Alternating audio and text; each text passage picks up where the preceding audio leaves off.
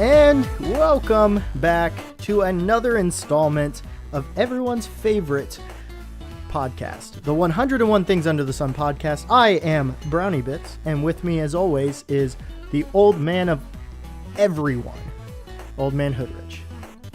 Wow, every week I apparently get older and older here, but well, I didn't say you were older than everyone. You are the old man, the one that everybody looks to as the old man. So that just whatever. Well, you have a place of royalness. It's a debate for. Oh God! Congratulations, by the way, to Carson Wentz and Alanis Morissette on their royal wedding. Okay, well that was a lot better than what I thought it was going to be. So props for starting to show off like that. I'm proud of you, bud. Proud of you. Well, I was like, well, here we go. I've been hearing about the royal fucking wedding all week, and BrownieBits is off to do it to me again. Son of a bitch. But hey, you turned it around. Yes. You turned it around. Thank you for all the memes. I have loved the memes. And also, guys, this week, what we got for you, we got 2 of history's greatest unsolved mysteries for you. We enjoy them. Hopefully you enjoy them. Maybe you learn a little something this week. But hey, it's a little something different. Because, like we always tell you, anything under the sun, that's what we talk about. So I think we're going to go ahead and get started and find out what BrownieBits' favorite unsolved mystery or weird happenstance of history or in whatever. I don't know if it's necessarily my number one favorite, but it's always something that's been just has awestruck me. So I had to choose DB Cooper, and DB Cooper. Well, basically, so it started off on November 24th, 1971. A man calling himself Dan Cooper, a.k.a. also known as DB Cooper, bought a one-way ticket on a flight bound for Seattle, Washington. While the flight was en route, he hijacked the plane, made several demands, and then later, while the plane was in the air, he jumped out of it with a parachute and the ransom money he had been given. This guy has never been found. And basically I'm actually reading this off the FBI website, and there's documents and sketches of, eyewitnesses, but him and his treasure, his ransom, has never been found. And I believe they were over the state of Washington at that point when he jumped. So they're somewhere in the mountainous area of the very densely wooded area. And he just kind of disappeared into the nothingness, and has kind of been a kind of a pop culture icon, really, I guess you could call it. The main reason I decided to choose this one was because after 45 years, the FBI closed the DB Cooper investigation after 45 years. Because he made off with $200,000 in ransom money and just completely disappeared. But as of the last 5-6 days, a publishing company believes it has finally identified the man that eluded authorities for so long. Michigan. Yeah, go ahead. I was just going to say, because didn't somebody write them a letter or something? Yeah, because I saw this too, because it happened this week. Yeah, so basically, the Michigan publisher Principa Media, said the hijacker known as DB Cooper was former military paratrooper and intelligence operative Walter R. Recca. The company said it worked with Recca's best friend Carl Lauren in compiling the evidence as to who it actually was. They did not disclose whether Recca was still alive. From what I had seen, it said he died 4 years ago or something. Yeah, there's an obituary online that lists a man with an identical name who lived in Michigan, having died in 2014 at the age of 80, which would put him around that age. Yeah, yeah. That's what I had seen this week. Yeah, because they said he was a middle-aged man, 35 to 40. And so 80 would be right there, after 45 years, that would, that would make sense. Yeah. Also, another little tidbit for the DB Cooper thing. Back when they released the new JFK, declassified, whatever, however you say it. Yes. When they made it non-redacted or whatever, there were some files related to DB Cooper in the JFK file release. Really? I actually did not know that. If I remember correctly, why I don't know. Beats the hell out of me. But apparently there could have been some link that between DB Cooper and the JFK thing somehow, some way. I can't remember because that was like 4 months ago. Yeah. I remember because we talked about it on the podcast. Yeah. But just little fun tidbit. I'll see if I can dig it up, and we'll link it down in the description below for you guys, in case you all are interested in perusing some miscellaneous information. Oh yeah, yeah. So basically, the publishing company, the reason why they've kind of said, "Oh yeah, we found all this evidence," is because Lauren, who was this guy's best friend, worked with the publishing company for a memoir entitled "DB Cooper and Me: A Criminal, a Spy, My Best Friend." And so, yeah, this is apparently coming out very soon. I don't see a release date for it, but they worked very closely, and there's a picture on this article that shows a colorized sketch, and then him next to it, and there's some very specific facial features that are very close to the sketch. And I mean, the rest of it is kind of something like, well, between the aging of him, between the I think it's 13 years between when the sketch was, or when this happened, and the picture that they have next to him. So you would think he would gain some sort of weight. And then just like, I mean, there's, some bone structure in his cheeks that are very, very similar to the sketch. So, I mean, again, nothing confirmed, but everything points there. Oh, yes. And it's just something like, even if this is not the right guy, or even if it is the right guy, it's still a shocking mystery. 45 years of just nothing. But see, and another great thing about this is, okay, again, obviously this happened 45 years ago. Yeah. Okay, so we're not in the computer age. Yeah. But still, how hard it is to actually disappear like that. Even 40 years ago was still hard. Oh yeah. Because again, it's very much easier to disappear back then than it would be now, because of just how, I guess, you'd literally have to live on a mountain. Oh yeah. In this day and age to just be able to disappear. Oh, for sure. Based on pictures and all that kind of stuff, but still the skill there.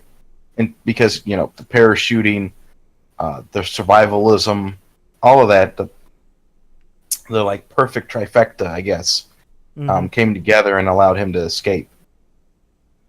It's, and the fact that, like, if this is the guy, he did die in 2014. If he did die and this was the guy, then how he got out of the mountainous, woodland area that he jumped into alive is even more remarkable too, in my eyes, because he jumped out of the plane, but he's also carrying $200,000. Exactly. Yeah.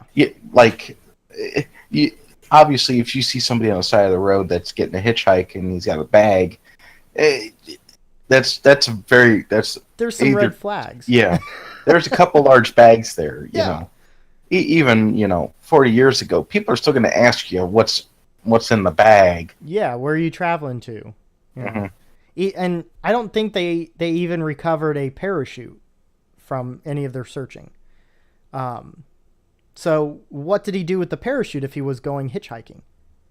And it's just, there's so many layers to this story, that just keep adding up, and it's just amazing that he managed to get away, and just avoid even the slightest bit of red flaggage. I guess you could say. Now I do know it was like 10 years or sometime 10 years after DB Cooper landed or escaped, parachuted, whatever. Some kid did find the money, did find a couple stacks of bills that were sequentially within that bundle. Yeah. That DB Cooper was, had when they gave him the money, they tracked out those stacks of bills to DB Cooper money. Yeah. So he might have buried it. He might have just let it, whatever. But it was sometime within him, exiting the plane and 10 years or something in that window. Wow. But yeah, it's like, oh my God. Even if they're finding fresh money 10 years after, like, okay, so he's still in the area or what's going on there? Yeah, you don't know. You really, because 10 years, that's a long time. He literally could live in that next town, the closest town. He could live there. And nobody has figured that out. Yeah, it's just, and the fact that they had an idea of the money, they had records of the bills, that's even more remarkable too, that nobody spent that.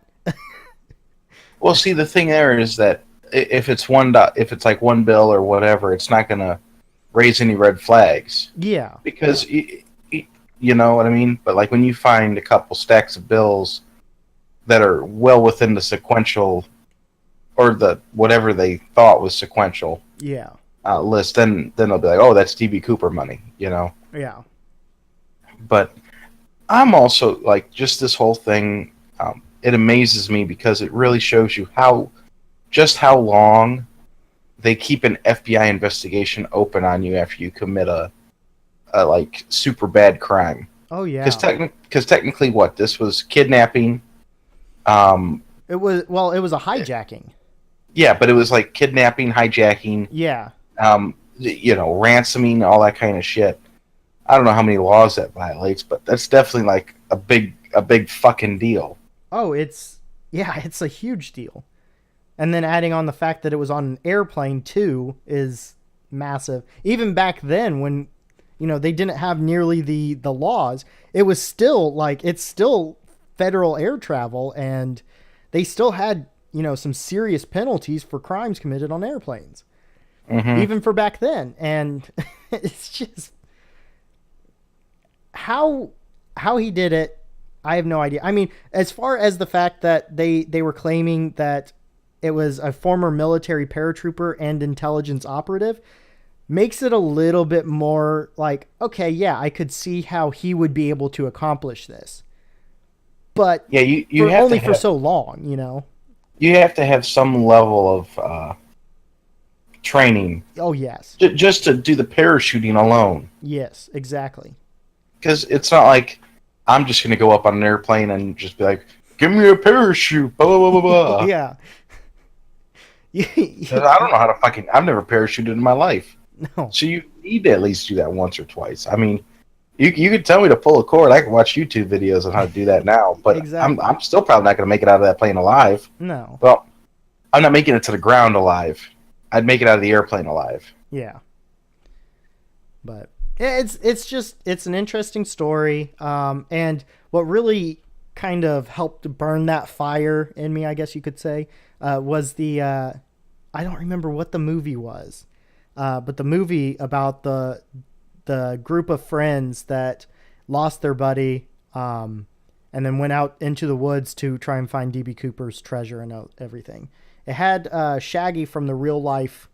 Oh shit! Movies. That's you know what I'm talking about? Paddle. Yeah, without a paddle. Yes. God, that's a great movie. It's a fantastic movie. I need to find it and watch it. I'm watching that tonight. I'm watching that tonight, no doubt. But because it's got the guy that played Shaggy. Fucking isn't the little short guy Seth Green? No, is that his name? Seth. Yeah, I think it's Seth Green. Yes. Yeah, the Dr. Evil's son. Yes. Yeah. Mm-hmm. He's in there. He's in that. There's Fuck. quite a few really good Mm-hmm. actors in that movie. But yeah, I mean, it does. Obviously it's a comedy, but they do a good job of explaining that. I totally forgot that they were looking for DB Cooper. Mm-hmm. That's what they. I totally forgot. Yeah, because they're maybe I just never realized it. Yeah. Burt Reynolds is in it. Dax Shepard is in it. What? Yeah. Burt Reynolds. Mm-hmm. Man. Matthew good Lord. Lillard is the guy that we're talking about. Mm-hmm. The Shaggy. Yes. I'm trying to see Christina Moore. If you recognize her. There's quite a few. I mean, it's just overall a fantastic movie.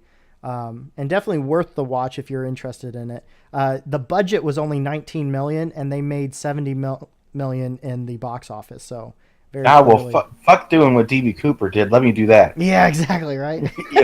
Let me spend 17 mil and make 70. Yeah. But that's about my knowledge. It's just something that's always fascinated me. And I thought this would be a fun time, especially with the fact that this kind of fell into our labs perfectly, So thought it'd be fun to talk about because it's an interesting story. That's definitely an interesting, just thought piece there. Oh yeah. Because now all I'm thinking about is, man, do I think I could pull this off? Right. Sign me up for this if I'm making $200,000. Yeah, exactly. Oh man, but okay. So now we got that unsolved mystery from BrownieBits. Thank you for that. Yeah. Now, going into mine, I had a lot of choices here, guys. I was thinking about Jimmy Hoffa, where's he buried? That whole thing, or just a disappearance of Jimmy Hoffa, to be honest. Mm-hmm.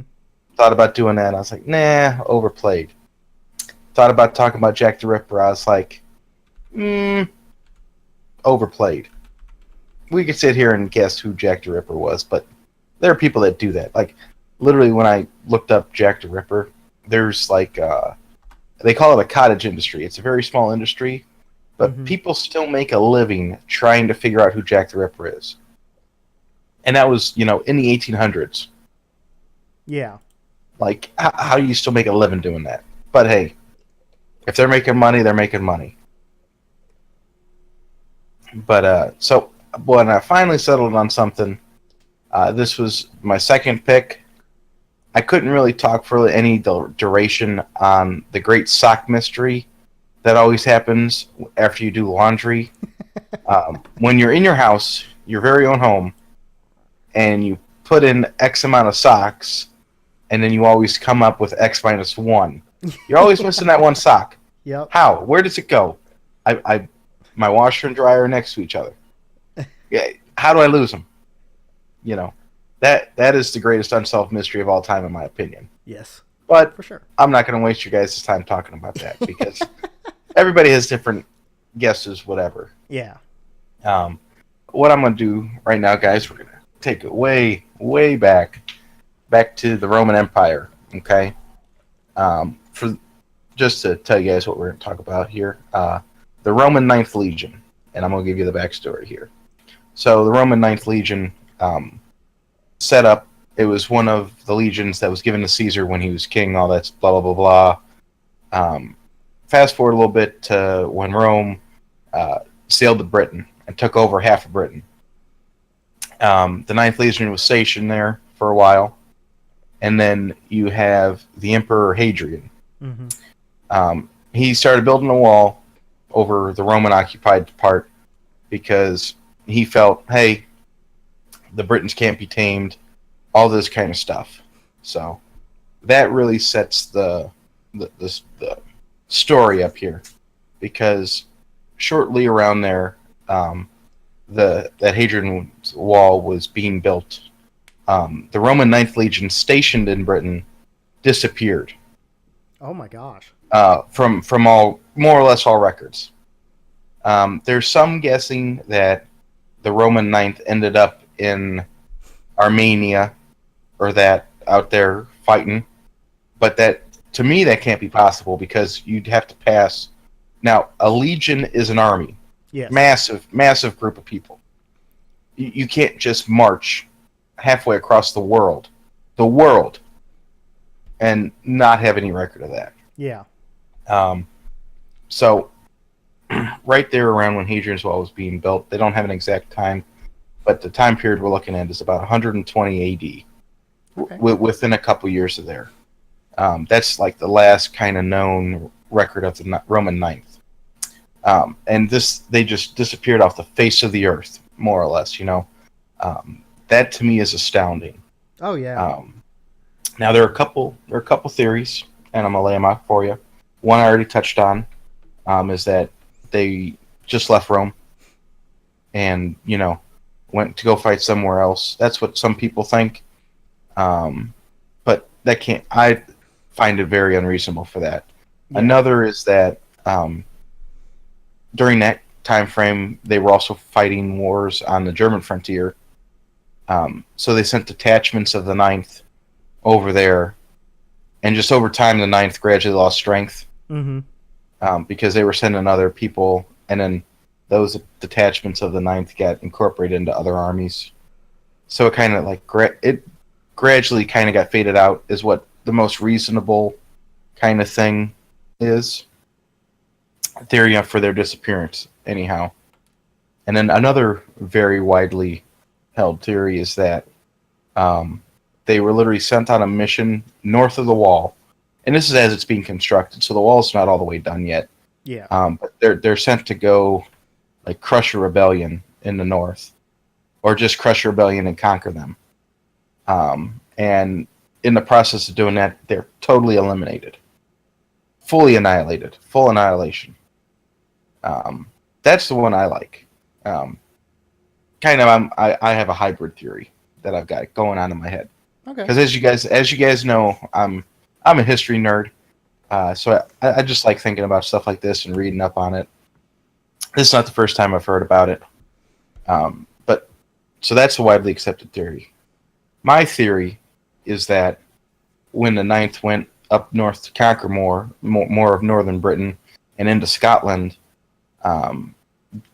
they were being attacked, and they were still winning or surviving, whatever you want to phrase it as. Yeah. I think that once they lost once they started losing some battles, people deserted. I think the Romans just full up and deserted everything. Because at this point, the Ninth had been stationed in Rome long enough, and they knew they weren't going to leave. They'd been stationed in Britain long enough. Excuse me, I misspoke there. But they'd been stationed there long enough that they had families and such wherever they were stationed in Britain. So what I'm thinking, while they're north of the clear to fighting line between the wilds and the kind of civilized area that they've built while they've been there, is that sometime when they were on their campaign, they just deserted and went back to their families and lived there. So it in part it's part of it's desertion and part of it was just people being killed off. Yeah. Because at some point there was definitely a battle where all the Romans were just slaughtered. Yeah. While they were north there. But before that could happen, people had to have deserted while they were on the campaign trail and just were able to meld back into Roman society in the semi-civilized land that the Romans had. The Romans are not talked to as the ancient Spartans were, or talked about like the ancient Spartans were. So like the desertion, it's very possible as far as how the Romans would have been able to do it, Yeah, and because sorry, keep going. I was just going to say, whereas Spartans, that they were grown up in that military life and basically taught not to desert, but Romans, yeah, I could totally see that. That would make a lot of sense, though. Mm-hmm. Part desertion and part just being outnumbered. Yeah, because to follow up on that, a lot of the Roman legions, at that point, very few were actually Roman, like from Italy Yeah. and the Roman area. Yeah. Most of these guys were just kind of join the army from all folds of the empire. Yeah. You know, the Roman Ninth was it's the Hispania Ninth Legion. So it was founded in the Spanish Peninsula there, the Iberian Peninsula. So, but over time, you recruit people from other walks of life, other places that the Romans held. So you're looking, it could have been a bunch of people from France, Spain, maybe a couple of Italians, and then some local people from England. Yeah. Like just that cluster makes that a little more believable. Oh, for sure. Yeah. So, and just so you guys know, there are some really good movies about this. The Roman Ninth disappearing. I think the most recent one, it's called The Eagle, and Channing Tatum's the star of it. Oh. Does he take his shirt off? I don't think he ever has a shirt on in the movie. You said The Eagle? Yeah, The Eagle. Okay. But it's got Channing Tatum in it. That's a really good depiction of kind of, from what I'm remembering, really good depiction of Roman politics and everything that goes forth there. Because that whole movie takes place after the Roman Ninth has been lost. Yeah. And Channing Tatum's character is out to find the eagle, because the eagle is their like mascot. And through the course of the movie, blah blah blah, he finds it, and then randomly, like a bunch of like 40 or 50-year-old Romans just come out of the woods to help him fight off a band of native Britons. Yeah. And I'm just like, that. Okay, that's kind of cool. Whatever. Another one. It is about the Ninth. The Ninth is on a march going north in Britain, and they're attacked, assaulted by a large group of native Britons, and it's like a handful of guys. Mm-hmm. They band together because they survived it. They band together, and it's their journey going back to Roman-held territory. Okay. So that the Centurion, I think it's the Centurion. That one's really good. Yeah, yeah. And then there's a third movie. This one's a little more fringy. I can't even remember the name of it, but at some point they're in Rome, and it's like a child. He's the next in line to be the emperor. Some barbarians invade Rome, kill the emperor, and a couple of guys, sneak the like teenage son out so that he could still be the emperor whenever. And they say the only loyal legion left in the whole Roman Empire is the Ninth. So they leave Italy and they sail to Britain and get there, and then they have to go find the Ninth Legion or something along those lines. I think I found it. It says The Last Legion in 2007. Yes, that right? is that. Okay. That is the name. Okay. But yeah, those are the three movies that I know about that. And there was a book written in like 1950 something about the Roman Legion, and that's roughly what the Channing Tatum movie is based on. Okay. Was that book? But yeah, that's everything I know. Also, I do believe that there are definitely Romans that deserted the Legion and went north, because right around that time was also when you started hearing the Arthurian legends, Yeah. the legend of King Arthur, because all those legends date back to about that time frame when the Romans were kind of leaving or whatever. Yeah.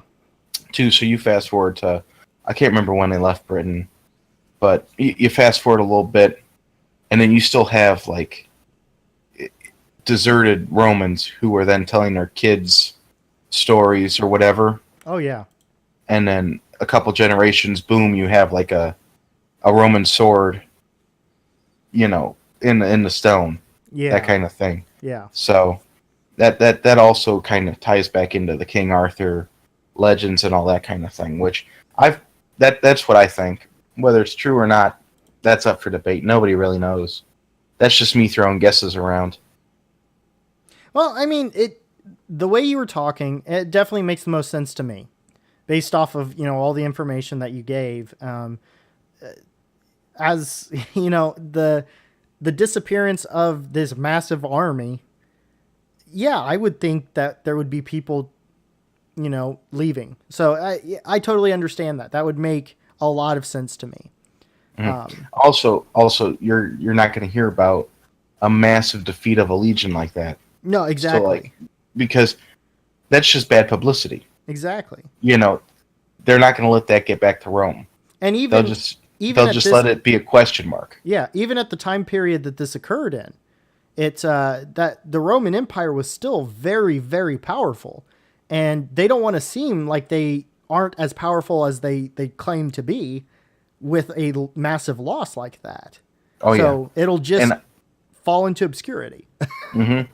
And again, the biggest battle the Romans ever lost was a battle in Germany. They lost 3 whole legions in one series of battle. Mm-hmm. Like one long battle of Teutoburg Forest. That was even covered up. Like the amount of work to cover up the loss of 3 armies, and that's just astounding to me. Yeah, because obviously people on the frontier knew about it, but they did their best to try and cover that up or mitigate the impact of actually losing 3 armies in one go. Yeah. So them burying the 9th Legion and just writing it off, very viable. Oh yeah, for sure. And very easy to do, especially because it's in Britain. How many people were going to and from Britain to France and all that kind of stuff? Yeah. Probably not a lot, so word couldn't really spread. No. So. Plus, I mean, at that time period, mail was very difficult difficult to go back and forth. Yeah, I don't even think mail was a thing. You just sent news. You sent a person. Yeah, exactly. You had your carriers. Yeah, you had a person with a written document. Yeah, it's a very, very interesting mystery. So love it. Absolutely love it. Such a cool thought. All right, guys. So I really hope that I enlightened you a little bit there about a great mystery that has partaken on our Earth. I was trying to use really fancy words there. I apologize. But yeah, hopefully I enlightened you, and I also gave you 3 new hot movies to go check out. Exactly, and definitely recommend them. Technically 4 for both of us. If you haven't checked out Without a Paddle. So. I was just talking about me. Sorry. I just had to jump in there too, though. That hole's not big enough for 2 people. Damn it. Are you calling me fat?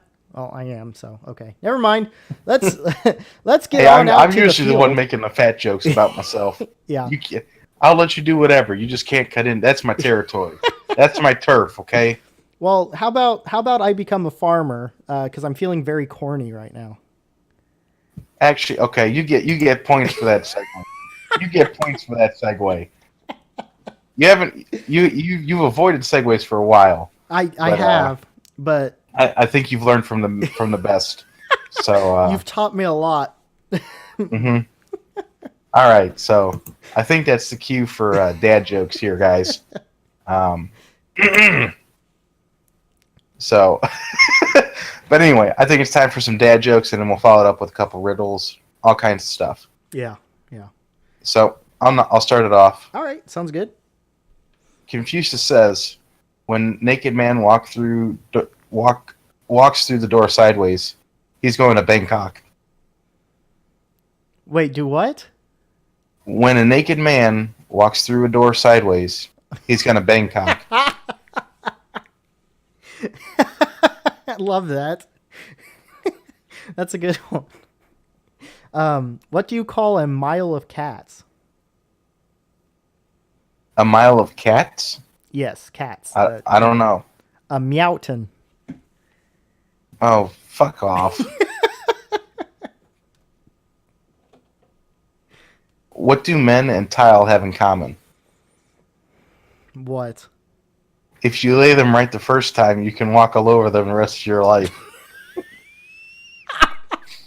It's so true. Oh my gosh.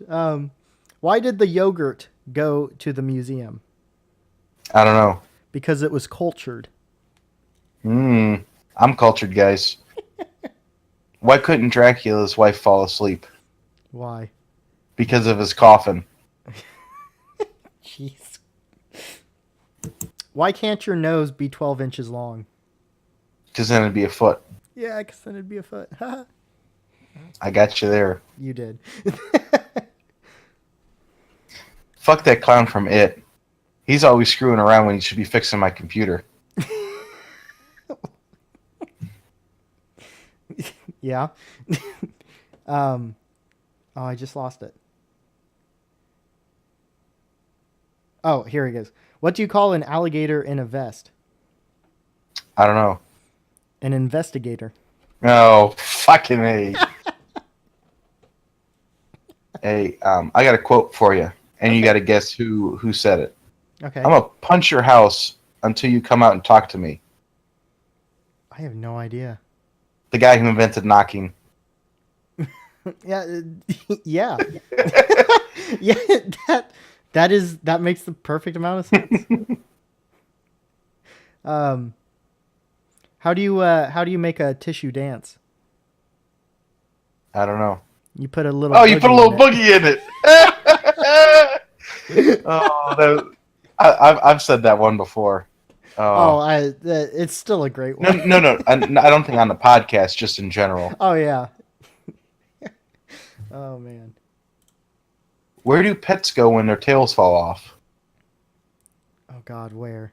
The retail store. Yeah. That would be the best one. Why are elephants so wrinkly? I don't know. Well, have you ever tried to iron one? Oh, that's good.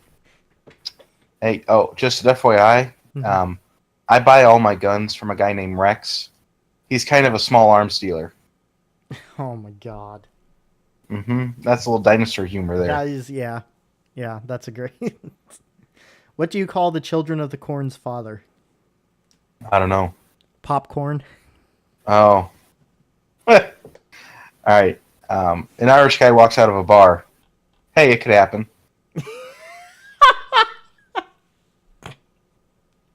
Oh my gosh. Speaking of that, I watched Beer Fest and the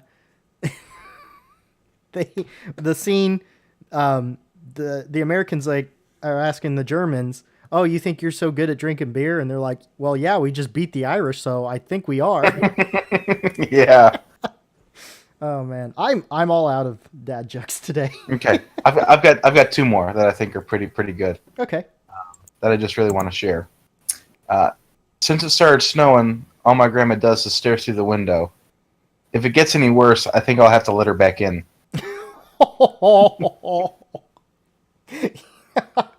That's a great one. Terrible, but great. All right, do you want pick one or two? We'll let you. I've got two. We'll go with even. We're only in it. We're only in it. Okay. Number two. You know what they say? Where there's a will, there's a funeral. What? Yes, there is. I get it. So bad. Sorry, and then the last one. I can't just leave this one unsaid because I'm gonna lose it. Okay. So actually going around the office, we decided to name our printer Bob Marley. Oh, God. Do I know why? Because it's always jamming. Oh, jeez.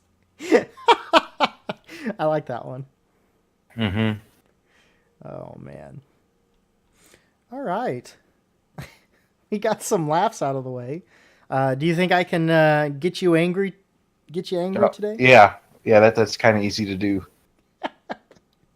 All right. Well, we'll start off kind of easy, Or at least this, I think, is my opinion, is easier. So Jack is placed in a cell with a dirt floor and only one window.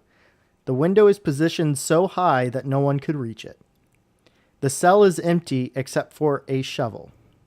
It's dry and hot in there, but Jack won't get any food or drink anytime soon. He only has 2 days to break out of jail. If not, he'll die. How should Jack escape? You're going to have to repeat that for me. Okay. So, let me copy and paste this here real fast. So, Jack is in a cell with a dirt floor and only one window positioned so high no one could reach it. The cell is empty except for one shovel. It's dry and hot in there, but Jack won't get any food or drink anytime soon. He only has 2 days to break out of jail. If not, he'll die. Also, digging a tunnel is not an option because it'll take more than 2 days. How about this? He doesn't dig a tunnel. Okay. But he just piles dirt on the floor to get to the window. That's correct. That one wasn't so hard. Yeah, see, I figured we'd start off with an easier one. Oh, fucking A. I just got one this week. I really just want to hear what you're going to say to this. I stumbled upon this. What gets longer if pulled, fits snugly between breasts, slides neatly into a hole, and chokes people when used incorrectly. Oh, and it also works well when jerked. Oh, God. A noose. Ah, well, no, that doesn't fit between breasts, though. Oh, kind of. All right. Yeah. Gets longer if pulled. Yeah. Fits snugly between breasts. Mm-hmm. Slides neatly into a hole. Chokes people when used incorrectly. And works well when jerked. I have no clue. A seatbelt. A seatbelt. Yes. Wow. Why couldn't I think of that? You literally just sound like a basic white girl right there. Yeah. I feel like a basic white girl after that. I'm about where's my Starbucks gift card? I might hit that up on my way to see my brother tonight. Oh man. So I've got another one. And I think we're gonna have to go Breaking Bad on this guy. So, a famous chemist was murdered in his own lab. There was no evidence except for a piece of paper with the names of chemical substances on it. On the day he was murdered, the chemist had only 3 visitors: his wife, Mary, his nephew, Nicholas, and his friend, Jonathan. The police arrested the murderer right away. How did they know who it was? And I'll read you the list of the chemicals: carbon, oxygen, nickel, lanthanum, and sulfur. Nicholas. That's correct. I could have already told you that without hearing the Oh yeah. Yeah, I think so. Because I don't think there's no Y or like RY in the elemental table, or periodic table of elements, and then I don't think Jonathan has the right, because there's no HA. Well, you know? My also thought would be that they could call him John, but Nicholas is correct. Mm-hmm. But even in the case of John, there's no HN. Well, there's an H and an N. But is there a JO? I don't know. I know See? there's an O, but I don't know. A little bit of a science nerd too, I guess. But well, I figured that one out. It's fun. But that's all I have for the corny jokes and the crime riddles. Hey, no, that's fine. I think we had a good week. Oh yeah, for sure. Yeah, definitely had a good. I've got one to celebrate the rivalry of the Cardinals and Cubs. I've got one Shannonism for us tonight. And this one takes place in Chicago at Wrigley Field. The Cardinals are leading 1-0, and this is Shannon taking it away. One run in this ballpark is like a grain of salt in the Sahara Desert. God, I don't even know. I can't even imagine what the fuck he's talking about. Oh my gosh. I love listening to him because he's very intelligent in terms of baseball and a lot of the stuff that goes on the field. And then you get these weird sayings that come from his mouth, and you're just like, what is going on up there? Oh man. But yeah, I definitely enjoy listening to him on the radio. So. Well, how could you not? He's fucking. I don't even know. Oh man, I'm sure I'm going to try and give you a nice dose of Shannon at some point. We'll listen to a game from him. Okay. We'll listen to a Cardinal Cub game. I don't know what else to say to that other than okay. Oh man, but do you have anything else that you would like to add on to this week? Stay tuned for our next week's show. Yes, sir. Check us out on the social medias. At 100 or 101 Under the Sun, at My Goods Are Rich, and at BrownieBits 450. Also, we are on Castbox and YouTube. Go check us out on either one of those. And yeah, I'm happy. Take it easy, guys. We'll be back next week.